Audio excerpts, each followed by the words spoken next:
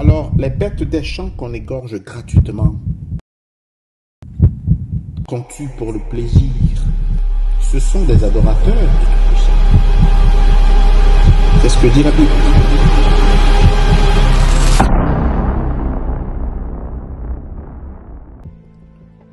Néphesh. Néphesh est un mot hébreu, le plus souvent traduit par âme. Si nous lisons dans Genèse 1, le verset 20 à 21, il est écrit « Et Dieu dit encore que les eaux pullulent d'un pullulement d'âmes vivantes, et que des créatures volantes volent au-dessus de la terre, sur la face de l'étendue des cieux. Et Dieu se mit à créer les grands monstres marins et toute âme vivante qui se meut, dont les eaux pullulèrent selon leur espèce. » Nous voyons que le mot « néphesh » signifie âme. Il signifie aussi bête. Posons-nous la question, quelle importance ont les animaux aux yeux du Tout-Puissant, aux yeux du Créateur? Encore une fois, nous allons laisser les Écritures répondre à cette question. Le psaume 147, verset 9, la Bible déclare « Il donne la nourriture au bétail, aux petits du corbeau quand il crie. » Et dans Matthieu 6, le verset 26, le Christ déclare « Regardez les oiseaux du ciel. Ils ne sèment ni ne moissonnent, et ils n'amassent rien dans les greniers, et votre Père céleste les nourrit. » Nous voyons que le Créateur est le nourricier de la nature, de sa création, aussi bien des hommes que des bêtes. Il est le donneur de vie, non le preneur de vie. Continuons dans Osée 2, le verset 18. Le Tout-Puissant montre l'importance qu'il accorde aux animaux. Il est écrit « En ce jour-là, je traiterai une alliance avec les bêtes des champs, les oiseaux du ciel et les reptiles de la terre. » Alors, pour traiter des alliances avec un être, il faut donc lui donner de l'importance à cet être. Le Tout-Puissant prouve par ces mots l'importance qu'il donne aux animaux. Ce n'est pas nous qui l'avons dit. Il a reconfirmé sa pensée à son serviteur Jonas concernant l'importance qu'il accorde aux animaux dans Jonas 4, le verset 11. Jonas 4, le verset 11. « Et moi, la parole déclare, et moi, je n'aurai pas pitié de Ninive, la grande ville dans laquelle se trouvent plus de 120 000 hommes qui ne savent pas distinguer leur droite de leur gauche et des animaux en grand nombre. »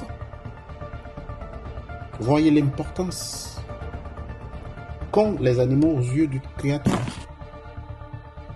Le Tout-Puissant continue cette fois-ci en parlant, en questionnant Job sur sa création dans Job 40, le verset 15. « Voici l'hippopotame, dit le Tout-Puissant, voici l'hippopotame à qui j'ai donné la vie comme à toi.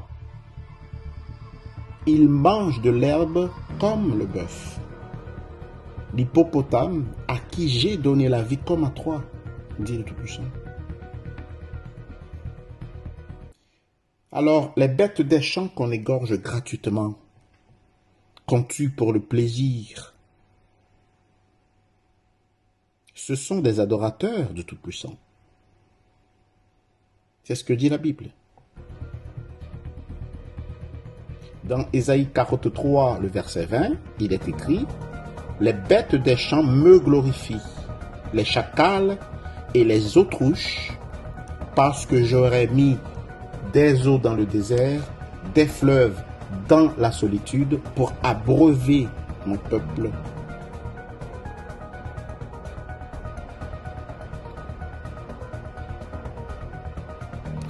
Alors, quelle est la volonté parfaite du Tout-Puissant pour les hommes,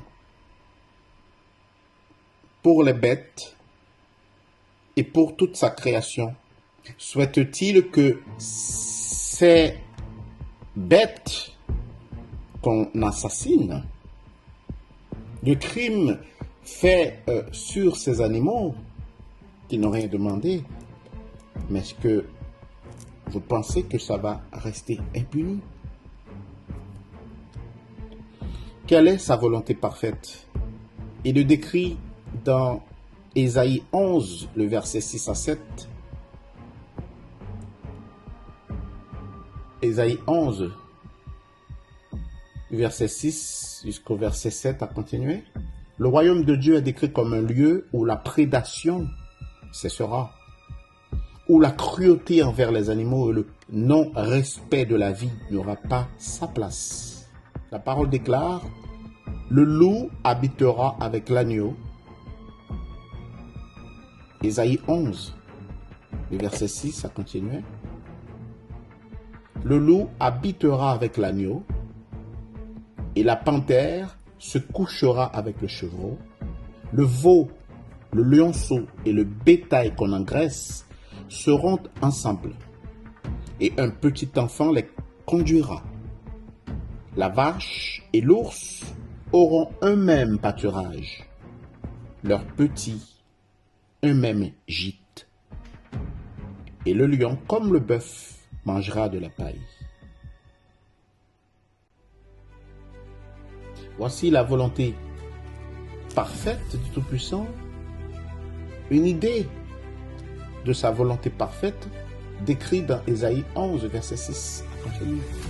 En somme, nous voyons que Dieu donne beaucoup d'importance aux animaux. Donc ce ne sont pas que des membres inutiles de la création, non. Il leur a donné la vie comme il nous a donné la vie. Et la Bible, quand nous regardons les Écritures, nous voyons que la Bible oppose systématiquement les figures du chasseur à celles du berger.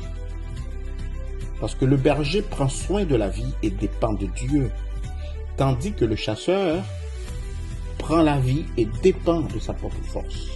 Est-ce que nous disons qu'être chasseur, c'est un péché? Non, loin de là. Est-ce que nous disons que être berger, c'est directement une clé pour aller au paradis? Non, loin de là.